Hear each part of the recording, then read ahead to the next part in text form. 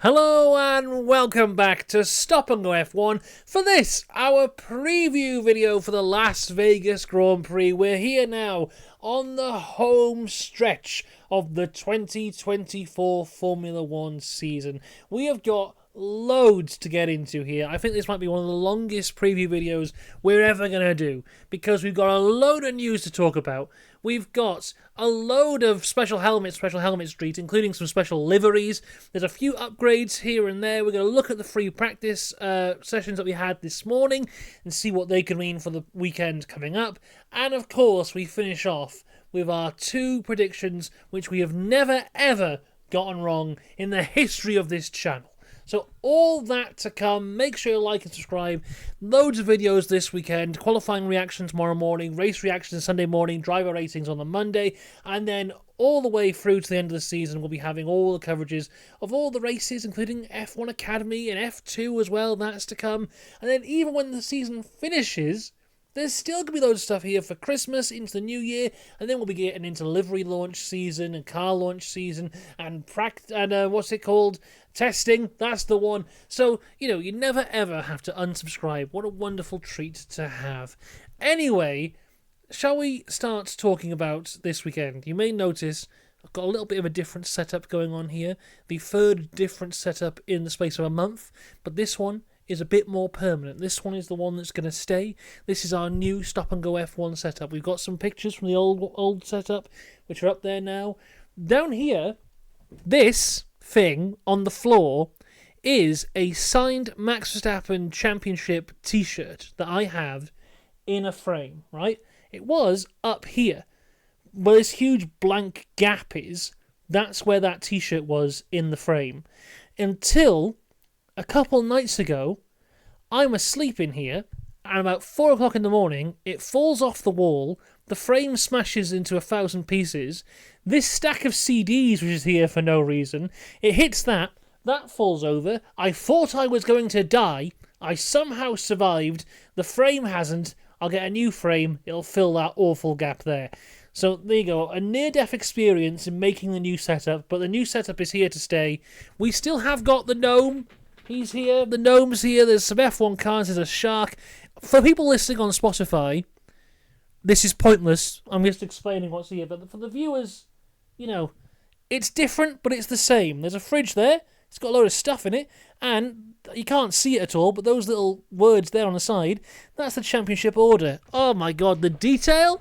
Apart from the massive gap, oh, it's great. Shall we get into some actual F1 talk, though? Because it's a big weekend this weekend, of course, because Max Verstappen could become the 2024 World Champion this weekend. His first opportunity at sealing the championship all year comes to us this weekend. All he has to do is make sure that Lando Norris does not outscore him by 2 points or more. I think he can have 2 points, so if Lando Norris scores 3 more points than Max Verstappen this weekend, the championship goes on to the next round in Qatar. That's the state of play. People have tried to make it very confusing and complicated, and it's confused me. But that is how I've actually written it down. Lando Norris needs 2 more points than Max Verstappen this weekend to stop Max from becoming world champion for a 4th time. I think that's it. Or it might be 3.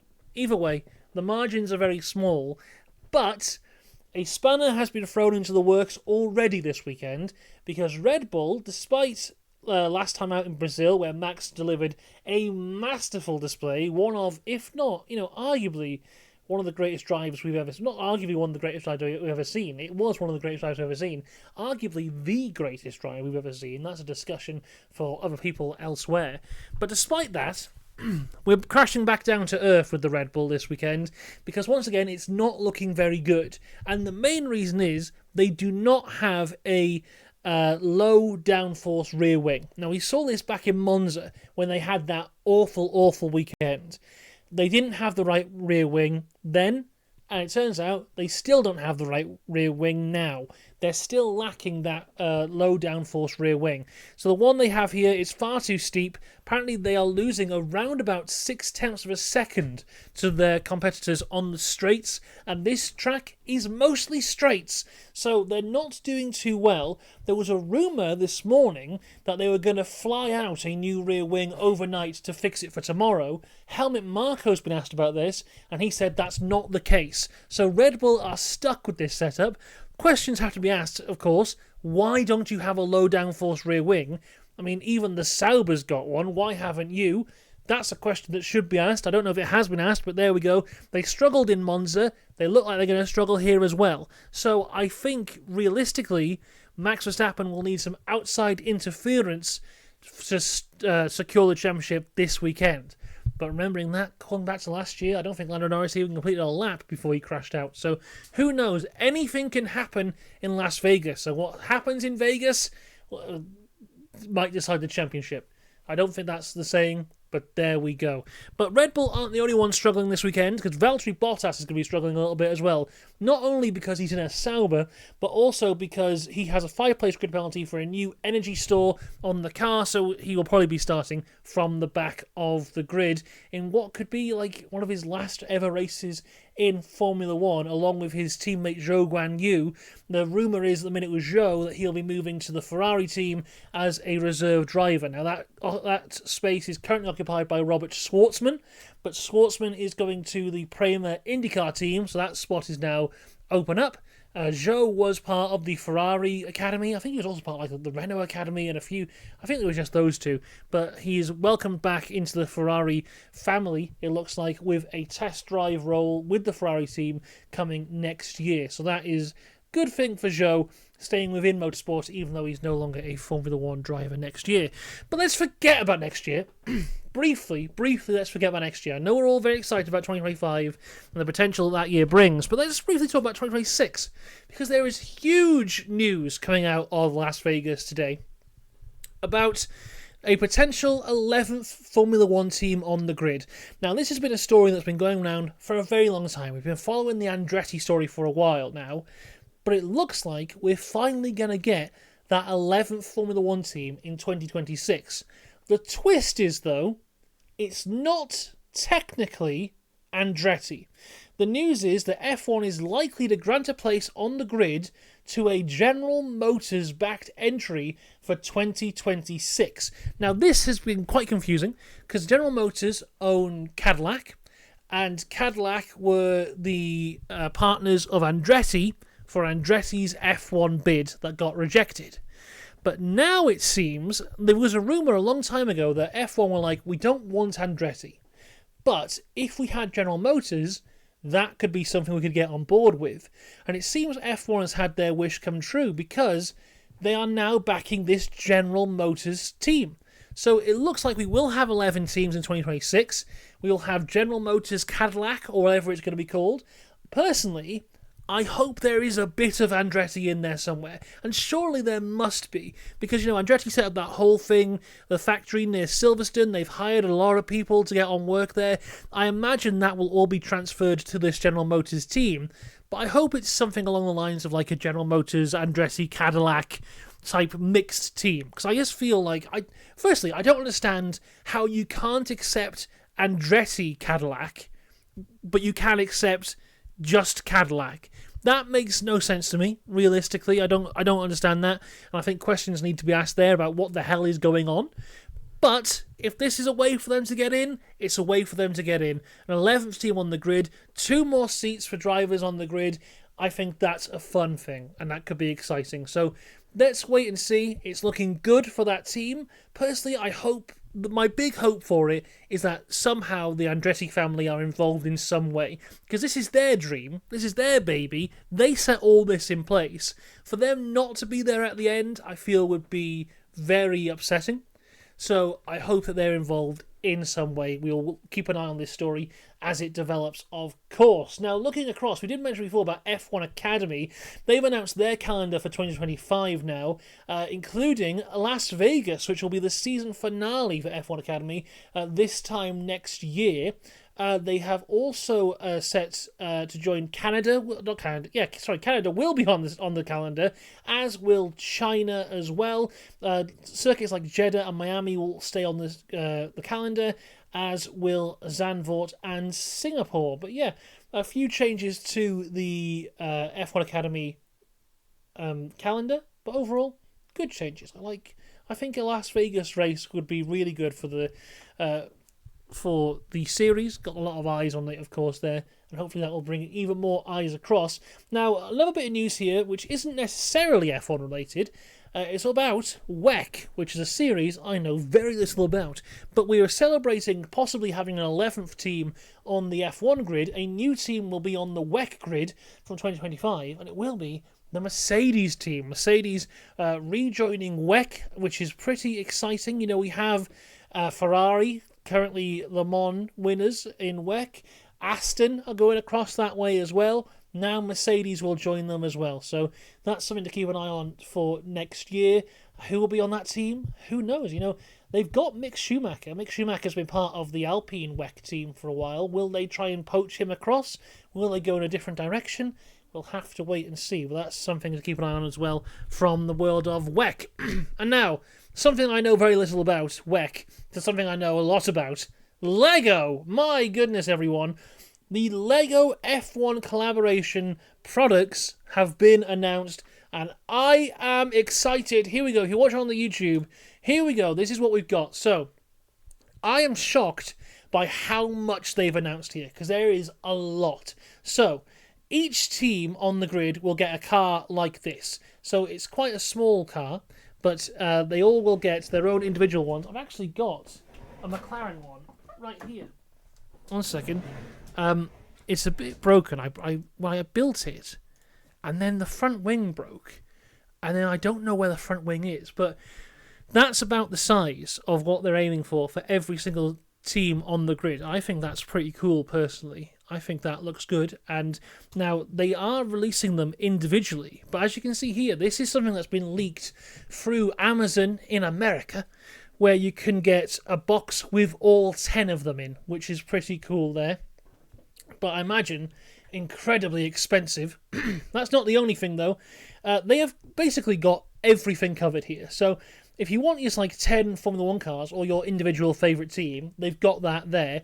They also have one of these, which is the Lego Technic sets, which is a more detailed, much bigger car. They've done this already for both McLaren and Mercedes. This is a Ferrari one now.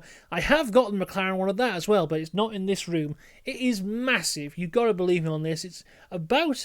I wouldn't even like to guess how long it is, because I would get it wrong. But this is a very big car, very intricate, and that's going to set you back about $200 if you are in America. But also, if you have kids, there is Lego Duplo Formula 1.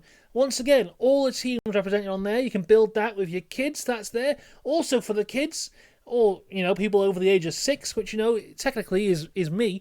There's these blind bags. They'll have 12 cars, including the 10 Formula 1 cars, and then 2 just generic racing cars, like that one there is just an F1 generic one.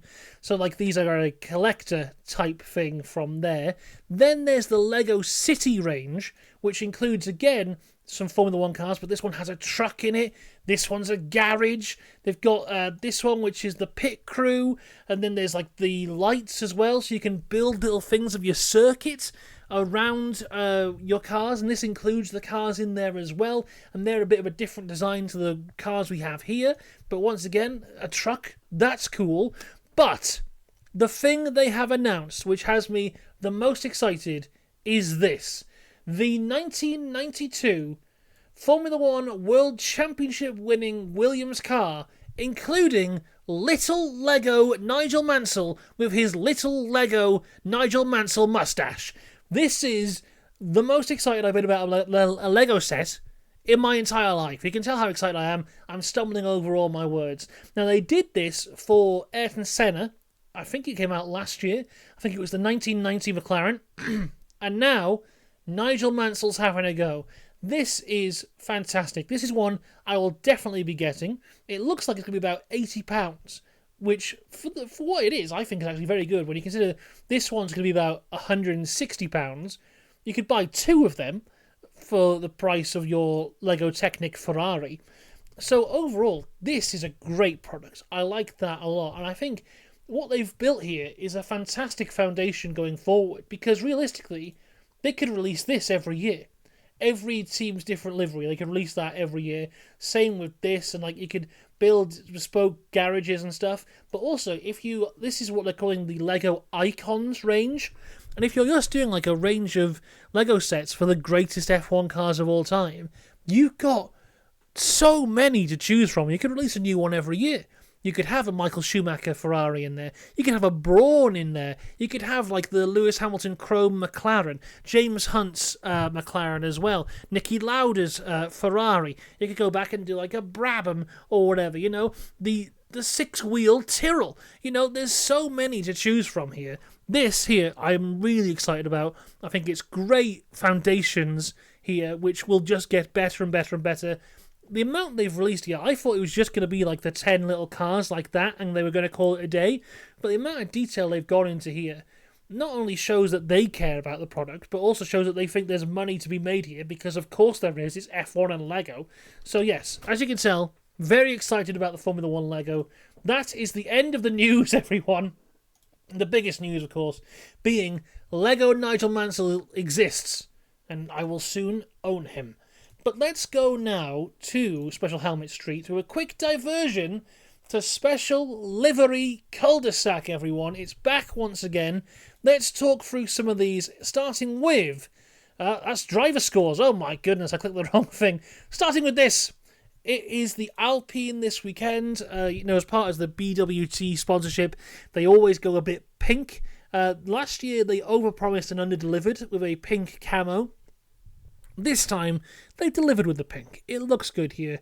I quite like it. It's not fully pink, of course, because weight saving, but overall, a decent special livery from the Alpine team. Not as good, though, as the Stake F1 team Kick Sauber, who have gone, hey, you know what would be really good? You know those shirts you wear to the school disco where they look like they're on fire? Imagine that, but on a race car. And everyone's gone, yes, that is really cool. And here it is, the Stake F1 Team Kick Sauber car on fire. But will they be smoking out the competition? Probably not. And finally, there is this, the Racing Bull, or Racing Bill. They've gone for this glittery car, which in photos before the race, I really liked. But then we've got to the race, and it doesn't glisten. It doesn't sparkle. It doesn't shine. It's just painted to look like it should. I understand why they haven't done it, because, of course, weight saving. But, when I think of, the shine, I think of, the Sebastian Vettel Singapore helmets, where they were properly glittery and shining, and the light would just bounce off them. This is not done it for me, because they promised something, and then not delivered. But, it could be worse, because Ferrari have done something really weird this weekend. They've turned up with these special race suits. They haven't done a special livery, it's just their normal car. And then they've gone, well, what we'll do is we'll just pretend that we've left our race suits out in the desert for a week. And then they've called it a day. So, well done to them. It's good stuff. Let's move on to Special Helmet Street now, because we have got so many to get through here. Oh, is that all of them? I thought we had more, but there we go. Starting with Oscar Piastri now. Oscar Piastri has the same helmet here as he did for the Texas one. It's like a half and half one. The right side was for Texas, I believe. Oh, actually, that might just be Las Vegas Desert. Who knows? And the right side is like a more nighttime thing. Actually, maybe this is a different one. Who knows? Either way, it's all right. Charles Leclerc's been doing something really interesting with his special helmets this year, where he kind of keeps the same outline, but kind of the background of it changes all the time. This time to have this deserty look. I think that looks quite nice. Liam Lawson's gone with the traditional cards, chips, dice, roulette wheel up there, Las Vegas sign. Very nice. This is Fernando Alonso's one, following on from the Aston thing this year, which is you can't have a special helmet, unless it's something to do with one of their sponsors. So this is a Aramco cognizant helmet, whatever. Here's Alex Albon. He's got a special helmet to celebrate video games, and I believe is that Movember on the? No, that's Mad 56. No idea, but there you go. That's there.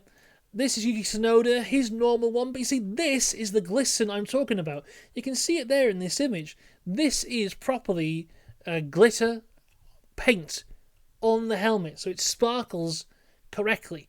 This is what the car should have been made out of. Lando Norris has kind of gone for an inverse on his helmet, where you normally have the background is the greeny yellow, and then the inside is the black. Turn that round for this weekend, so that's pretty cool. Pierre Gasly, again, glitter paint, very nice in the lighting, and the traditional chips, dice cards, Las Vegas, gambling, you know. This is Carlos Sainz, kind of a subtle one for him here, but you got a bit of desert-y stuff in there, that's pretty cool. Esteban Ocon adds another to his massive collection of Marvel superhero-inspired helmets with this Captain America tribute helmet, very nice. The Haas lads haven't really pushed the boat out too much, bit of sparkle for Hulk there, and then, I don't know what Kevin Magnussen's is actually. It looks like a picture of like a child on a go-kart, so maybe that's more sentimental than I first let on, but I haven't read anything about it, but it looks alright. It might be good, Kev, it might be good. And that's back to Oscar Piastri there. So there you go, that is Special Helmet Street for this week done. Let's move up to Upgrade Corner. And it's a strange one for Upgrade Corner, because as I said, 3 races to go, triple header, so we're in a really weird place where people aren't going to be putting massive amounts of upgrades on the car at this point because they will be focused on next year.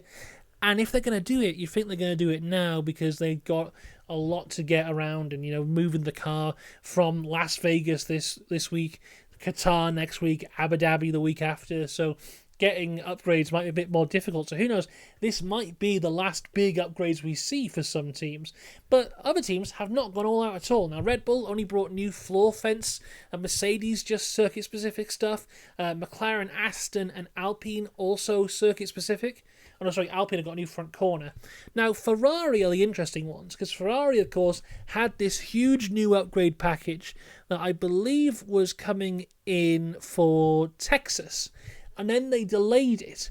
And I wonder if this is it, because they basically have brought a new floor fence, floor body, and floor edge for the Ferrari this weekend. So that might be then their big final upgrade piece, or maybe they're just kind of introducing it part by part over the course of the next 3 weeks. Racing Bills have brought new engine cover, rear suspension, rear corner.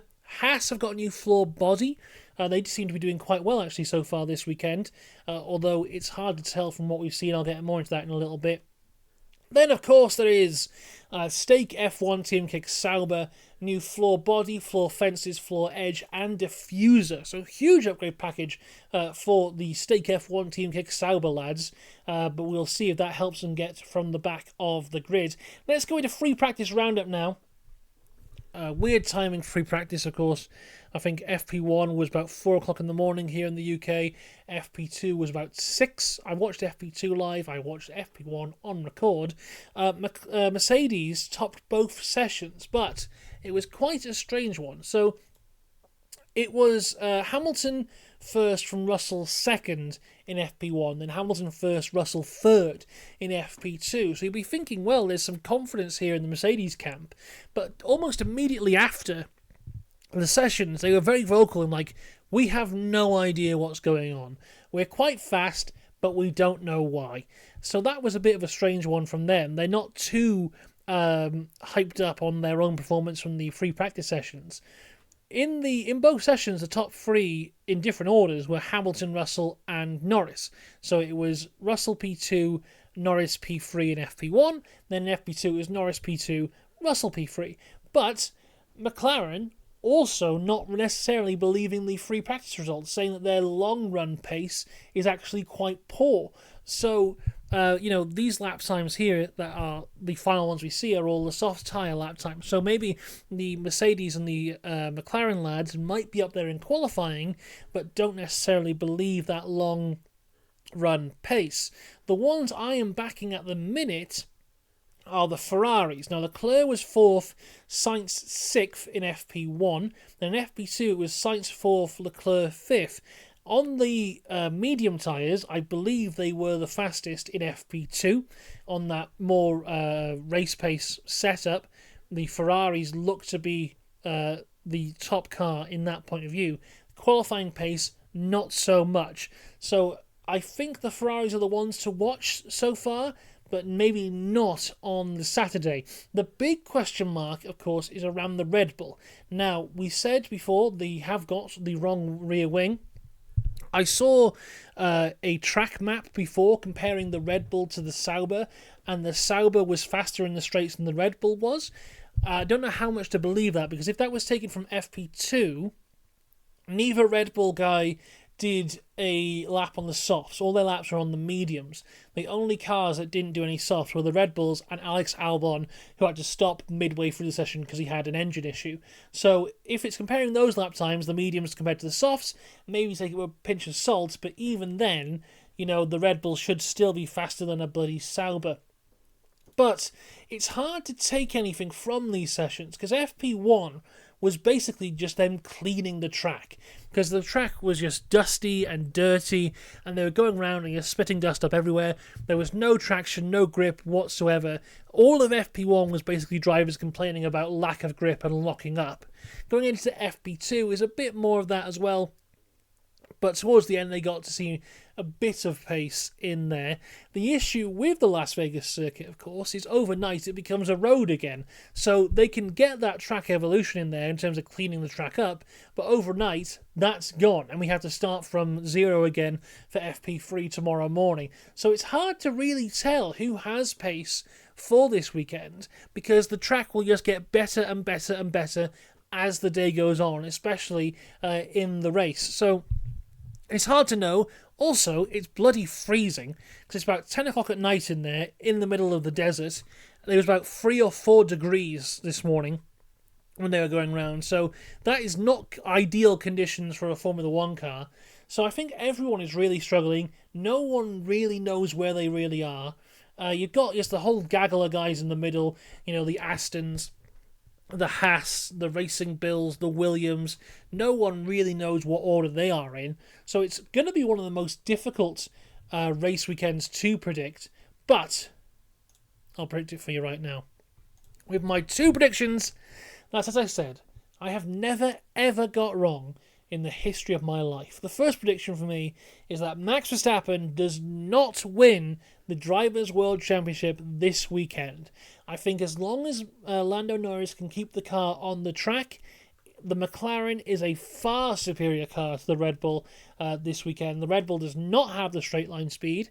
Maybe in the corners they do, but this track is majority straights. So I think the Red Bull is going to really struggle pretty much as badly as they struggled at Monza. So I think this weekend, unless Lando punts it into the wall like he did last year, the championship I think will roll over to Qatar. But my second prediction is that one of the Ferraris, will win this race.